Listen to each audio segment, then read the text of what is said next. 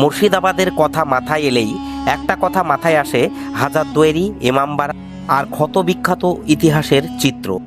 আজ মুর্শিদাবাদ শহরে অনেকেই ভিড় করেছে মহরমকে উপলক্ষ করে মহরম দেখার। মহরমের আসল ইতিহাসটা কি আজকের ভিডিওতে তুলে ধরব।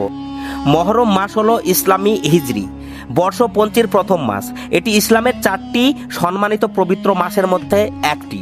তবে মহরমের ইতিহাস বিশেষভাবে স্মরণীয় হয়ে আছে কারবালার কারণে।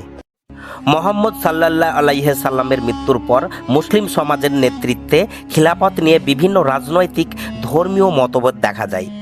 680 খ্রিস্টাব্দে ইয়াজি উমাইয়া খলিফা হিসাবে ক্ষমতায় আসেন, কিন্তু ইমাম হোসাইন, যিনি নবী মোহাম্মদ সাল্লাল্লাহু আলাইহি সাল্লামের নাতি ছিলেন, ইয়াজিজের প্রতি আনুগত্য স্বীকার করেননি। ফলে তাদের মধ্যে মতবিরোধ শুরু হয়। তার পরিবার ও অসংখ্য সঙ্গী নিয়ে কারবালার দিকে রওনা হন। 10 মহরম 61 হিজরি এই তারিখে কারবালা প্রান্তরে ইয়াজিজের বাহিনীর সঙ্গে সংঘর্ষ বেঁধে যায়।